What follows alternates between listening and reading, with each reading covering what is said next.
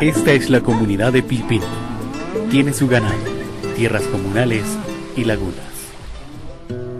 Un día, llega a la comunidad el rumor de que se piensa iniciar pronto un proyecto para desarrollar actividades extractivas en la zona. Los pobladores y autoridades están preocupados. No saben si los comentarios que llegan son ciertos.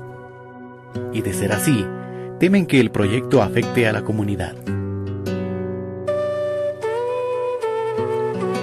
¿Qué hacer? ¿A quién acudir? ¿Qué acciones tomar? Algo similar puede repetirse en cualquier otra comunidad, campesina o nativa del Perú. De acuerdo a ley, todas las comunidades campesinas y nativas, reconocidas como pueblos indígenas, tienen el derecho a la consulta previa.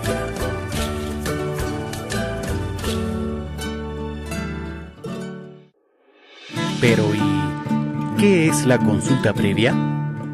La consulta previa es el derecho de los pueblos indígenas a ser consultados por el Estado antes de decidir la realización de cualquier proyecto en sus territorios que pueda afectar directamente sus intereses o derechos colectivos.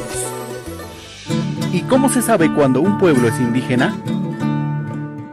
Un pueblo indígena es aquel que procede de las poblaciones originarias que habitaban nuestro territorio antes de la conquista.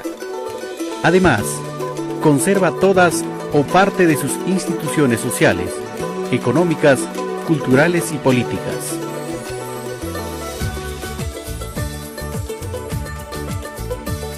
Otro elemento a tomar en cuenta es la autoconciencia, es decir, que estos mismos pueblos sientan que tienen una identidad indígena.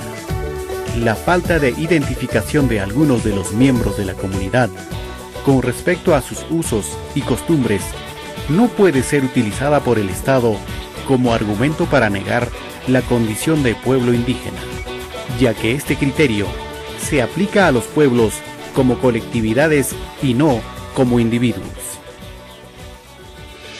¿Y las comunidades campesinas y nativas son pueblos indígenas?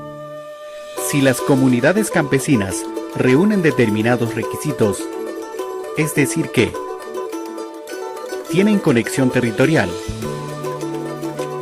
tienen descendencia histórica, mantienen toda o parte de sus costumbres y tradiciones, serán considerados pueblos indígenas. También lo son las comunidades nativas.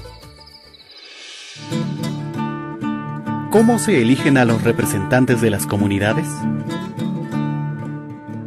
Lo primero que hay que decir es que la consulta previa no se realiza a cada individuo de la comunidad, sino a todo el grupo, es decir, es un derecho colectivo. La comunidad, a ser consultada, debe elegir a sus representantes conforme a sus tradiciones y costumbres. Si los pueblos son los consultados, ¿quién debe realizar la consulta? La consulta previa no la realiza ni la empresa privada, ni la población, ni terceros. Esta responsabilidad recae únicamente en el Estado. De acuerdo a la ley, los órganos estatales, nacionales, regionales y locales están obligados a realizar el proceso de consulta previa cuando alguna de sus acciones o medidas vayan a afectar los intereses o derechos de las comunidades campesinas y nativas.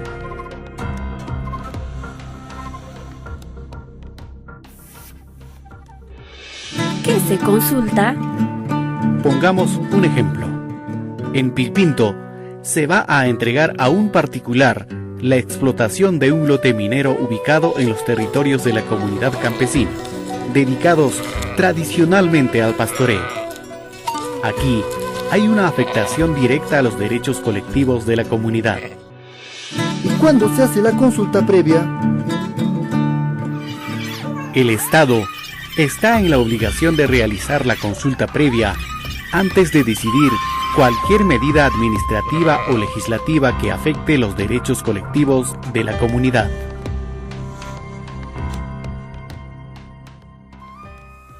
Para la consulta previa, debe existir un clima de confianza mutua, libre de presiones estatales sobre las comunidades y otorgando el tiempo suficiente para que éstas puedan informarse, evaluar y tomar una decisión conforme a sus usos y costumbres.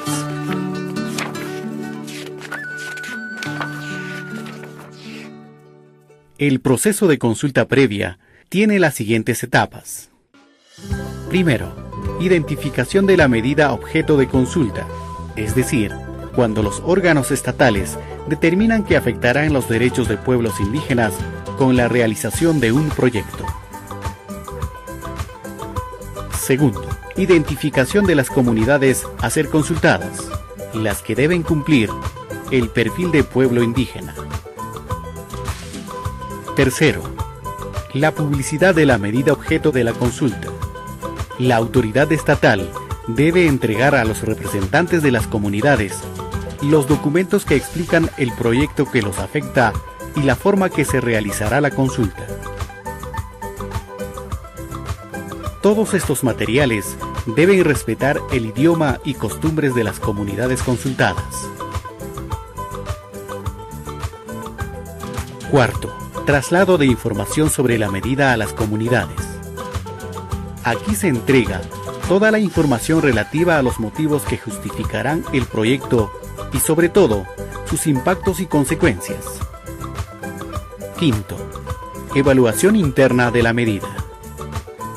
Los representantes de las comunidades consultadas tienen un plazo máximo de 30 días para estudiar los alcances e impacto del proyecto en cuestión.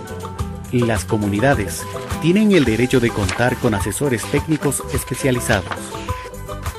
Sexto, el diálogo. Aquí, el Estado y las comunidades discuten los diferentes aspectos del proyecto en consulta. Es en este momento donde el Estado debe hacer su máximo esfuerzo por alcanzar un acuerdo.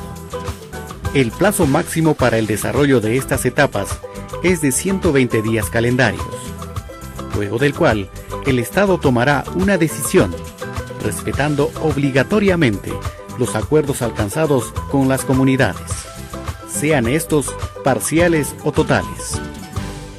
¿Y qué pasa si no llegamos a un acuerdo? El Estado es el que toma la decisión final. ¿Y para qué se hace entonces el proceso de consulta previa, si es el Estado el que define? El Estado no puede tomar una decisión arbitraria. Esta debe ser debidamente motivada y tomando en cuenta las preocupaciones que planteen las comunidades. Es decir, para llevar adelante el proyecto, el Estado tendrá que ofrecer razones más poderosas que las planteadas por las comunidades consultadas, sin que esto signifique la desprotección de sus derechos colectivos o poner en riesgo la propia supervivencia de la comunidad. Además, el Estado deberá contar obligatoriamente con el consentimiento de las comunidades cuando se pretenda almacenar o depositar materiales peligrosos en sus tierras, se pretenda explotar el conocimiento colectivo ancestral, se afecte profundamente sus derechos de propiedad y su supervivencia, se les pida mudarse de las tierras que ocupan.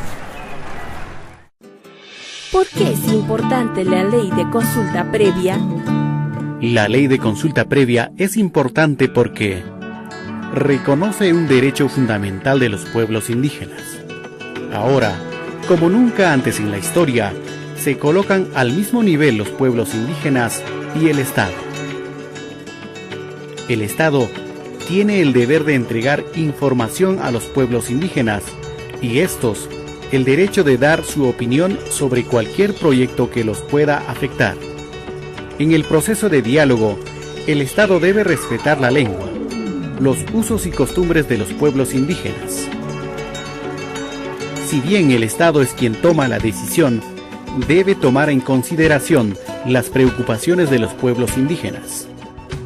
Todo lo antes mencionado otorga una cuota de poder a las comunidades campesinas y nativas.